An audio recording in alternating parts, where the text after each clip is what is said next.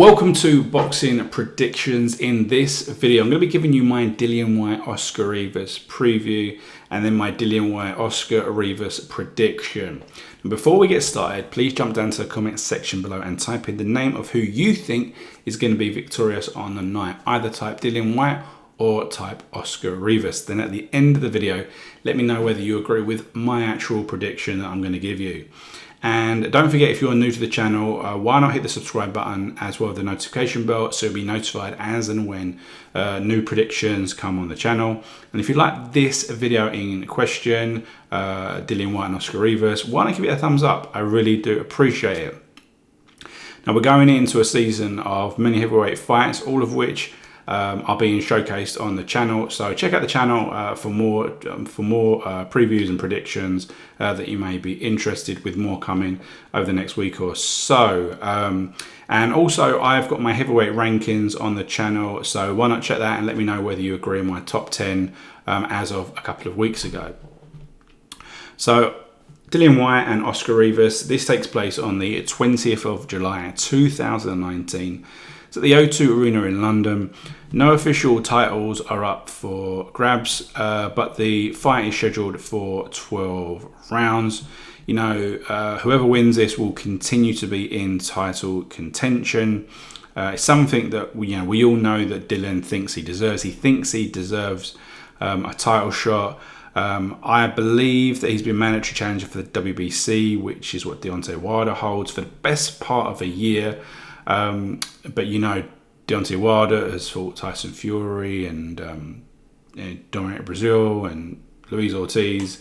Instead, it looks like he's fighting Luis Ortiz again. But if you believe what Tyson Fury says, Tyson Fury has signed a contract to fight Wilder twice in 2020. So Dillian Whyte is unlikely to be fighting for the WBC crown anytime soon. Now, he is ranked in the top 3 of the WBC, the WBA and the WBO, so it's possible, you know, he could get himself in the mix that way. But let's actually talk about this fight. Let's start with Dillian Whyte. He's 25-1 with 18 stoppages. He's 31 years old. He's about 6'4", comes in around about 250 pounds.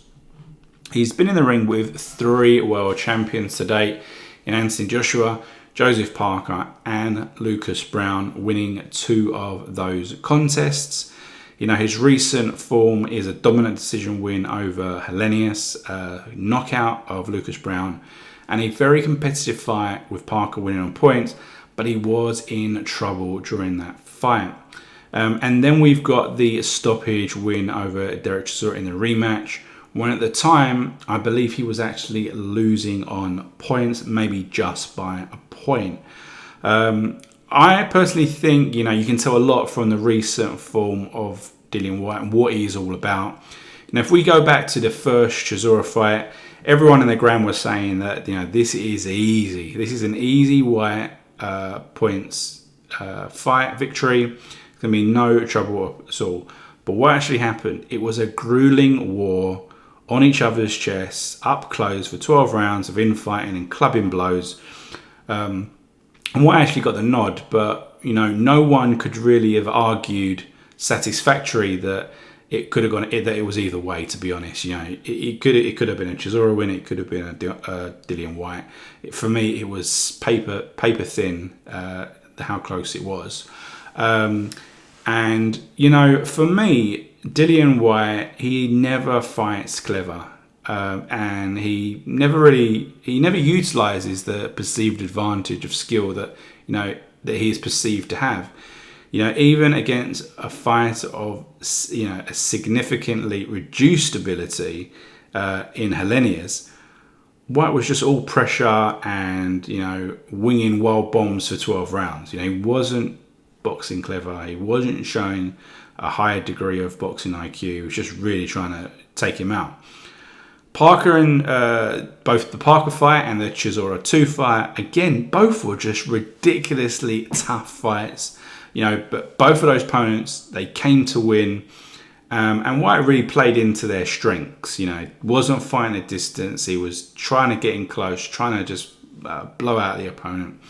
But that being said, You know, he has stopped both Chisora and Browne recently. So, you know, Dillian Whyte, what we can say is that, you know, there are heavy hands there. There are heavy hands that do carry on into later rounds, which, you know, can be incredibly important, particularly if you're the thought fighter that doesn't fight at distance, doesn't fight clever, you know, lets it go to a war.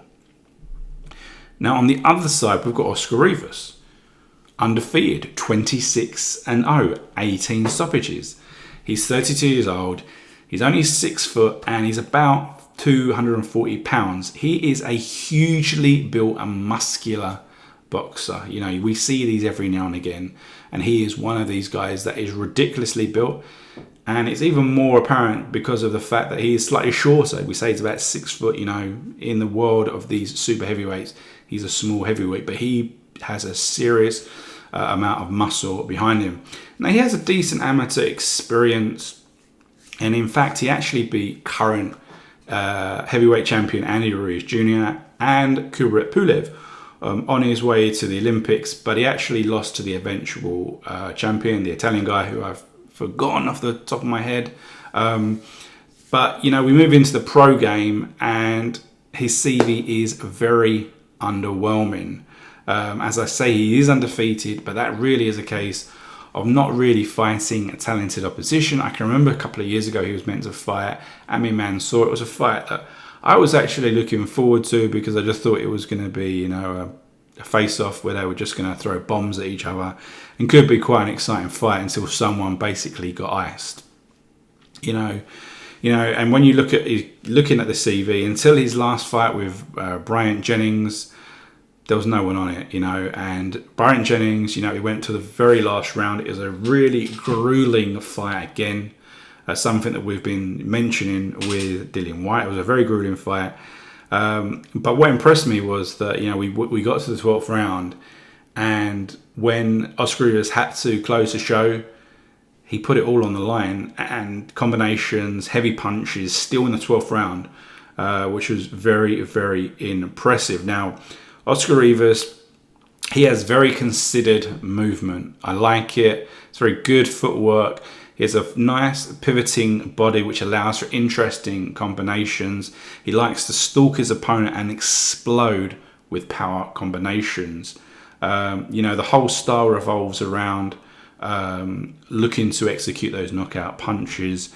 You know, from a style perspective, you could compare the style, it being somewhat similar to a Mike Tyson, you know, David Haye, somewhere across between those two.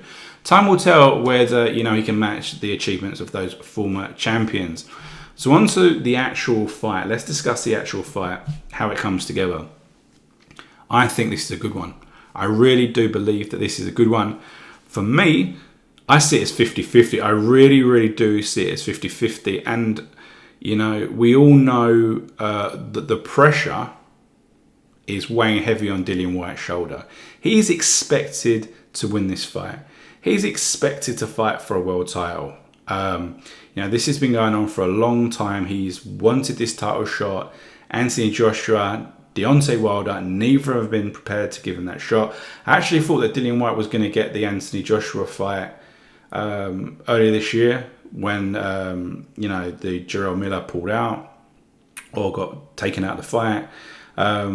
And in any event, I actually thought that the winner of that fight would end up fighting Dillian Whyte anyway. Okay, particularly when you think about that whole Anthony Joshua poll that he made a big thing of announcing in the ring after he beat Takam, I think. Who do you want me to fight next?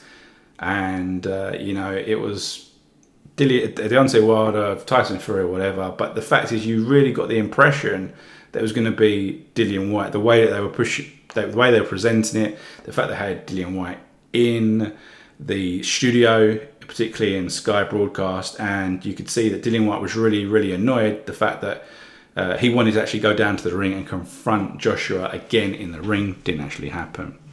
But as I say, he's expected to get a world title shot.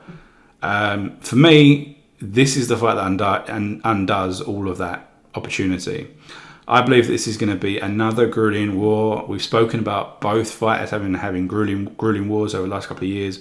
There's going to be a lot of heavy, hurtful shots from both fighters. 100% this fight will not go the distance. Absolutely zero chance of this going the distance. And my opinion is that I think Rivas' ability to move and pivot and move around the ring against Whyte's somewhat ponderous style, I think is going to be the story here. For me, Rivas wins by stoppage, possibly 10th or 11th round. That's what I think. I don't know what's going to happen following this fight, particularly if Rivas wins. Will he get a title shot? Highly unlikely, because we know that all the big champions and the belt holders are tied up. So thanks for tuning in. I really appreciate it. And if you've liked this video, please give it a thumbs up. Remember to hit the subscribe button and the notification bell so you can stay up to date with everything that's happening with boxing predictions. We'll see you soon for another prediction on the channel.